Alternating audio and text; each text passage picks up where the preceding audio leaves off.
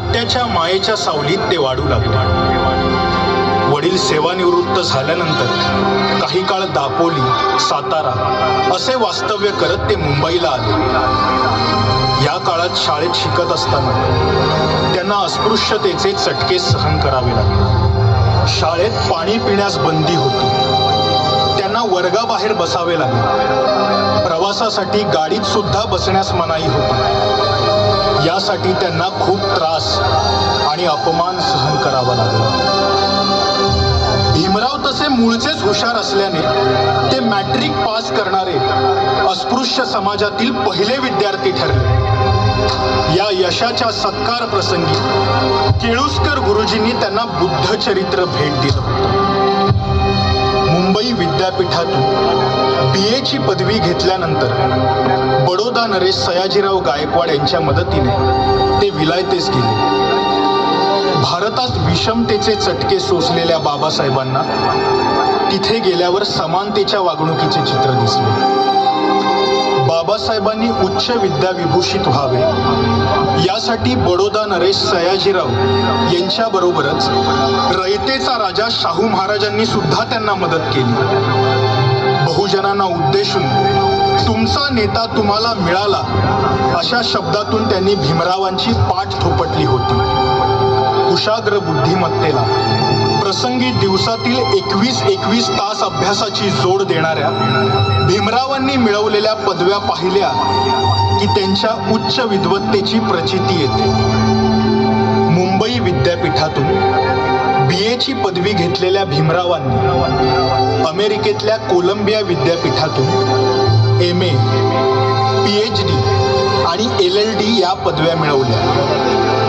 तर ब्रिटनमधील लंडन विद्यापीठातून MSc व DSc आणि ग्रेज इन या कायदा विषयक संस्थेतून बॅरिस्टर ॲट लॉ ही पदवी घेतली। या व अशा 32 पदव्या त्यांनी संपादन केल्या आहेत।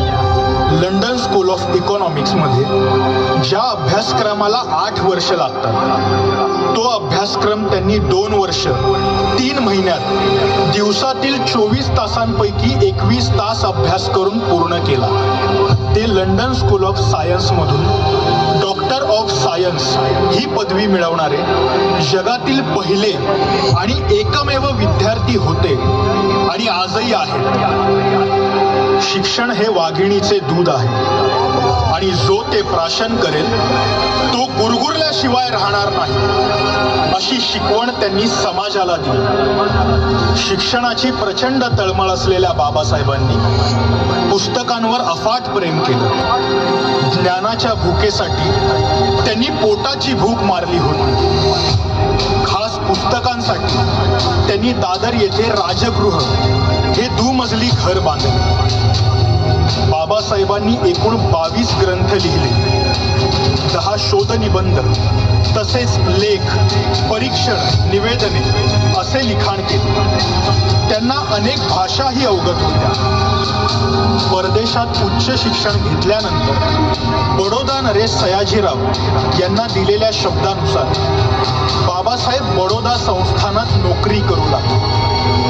पण एका असामान्य जागतिक दर्जाच्या विद्वानाला पावला पावलावर अपमान व अस्पृश्यता सहन करावी लागली। त्यानंतर ते मुंबईतील सिडनॅम कॉलेजात प्राध्यापकाची नोकरी करू लागले। तिथे त्यांना अपमान सहन करावा लागला। दलित समाज सुद्धा अशा दयनीय अवस्थेत होता हे बाबासाहेब जाणून होते। ज्यांचा आवाज दाबण्याचा प्रयत्न केला जातो त्यांच्यासाठी वर्तमानपत्र त्यांचा आवाज होऊ शकतो असे सांगणाऱ्या बाबासाहेबांनी बहुजनांच्या पंखात विचारांचे बळ देण्यासाठी मूकनायक, बहिष्कृत भारत, समता आणि जनता ही वर्तमानपत्रे सुरू केली आणि अवघा बहुजन समाज वैचारिक जागृतीने ढवळून निघाला। भीमराव आता बाबासाहेब झाले होते, ते समाजकार्यात उतरले होते। त्यांनी बहिष्कृत हितकारिणी सभा, समता सैनिक दल, Swatantra Majur Paksha, schedule caste federation, people's education society आणि भारतीय बौद्ध महासभा यांसारख्या संस्थांच्या माध्यमातून मोठं कार्य उभं केलं. ज्यांनी आजपर्यंत अस्पृश्यतेचे चटके सहन केले, अशा समाजाला माणूस म्हणून जगता यावं यासाठी हे कार्य होतं. त्याची सुरुवात झाली ती 20 मार्च 1927 रोजी. बाबासाहेब यांच्या नेतृत्वाखाली शेकडो अनुयायांसह महाडच्या चौदार तळ्याचा सत्याग्रह झाला. बाबासाहेबांच्या मते मनुस्मृती हा ग्रंथ अस्पृश्यांवर होणारा अन्याय, क्रूरता आणि विषमतेचे प्रतीक होता. म्हणून 25 डिसेंबर 1927 रोजी बाबासाहेबांनी मनुस्मृतीचे दहन केलं. पुढे 2 मार्च 1930 रोजी नाशिक येथे काळाराम मंदिर सत्याग्रह करायचे ठरले. जिवंत असूनही प्रेतासम जगणाऱ्या प्रत्येकाच्या उदरात त्यांनी क्रांतीची मशाल पेटवली. व्यवस्था बदलण्यासाठी शिक्षणाशिवाय पर्याय नाही असे समाजाला सांगितले. शिका, संघटित व्हा आणि संघर्ष करा हा संदेश त्यांनी समाजाला दिला.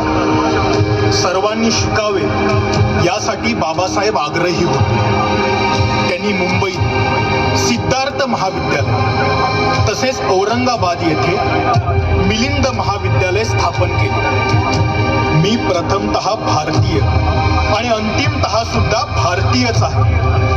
जात, धर्म, प्रांत आणि भाषेपेक्षा राष्ट्र श्रेष्ठ आहे असे सांगणाऱ्या बाबासाहेबांनी नेहमी देशाला प्राधान्य दिले. स्त्रियांना परंपरेने नाकारलेले विविध 7 हक्क बाबासाहेबांनी कायदा मंत्री असताना 21 सप्टेंबर 1951 रोजी हिंदू कोड बिलाच्या माध्यमाद्वारे मांडले आणि बिल नामंजूर झाल्याने स्त्री हक्कासाठी आपल्या मंत्रीपदाचा राजीनामा देणारे बाबासाहेब हे स्त्री मुक्तीचे पुरस्कर्तेही होते. बाबासाहेब आंबेडकर हे जागतिक दर्जाचे अर्थशास्त्रज्ञही होते.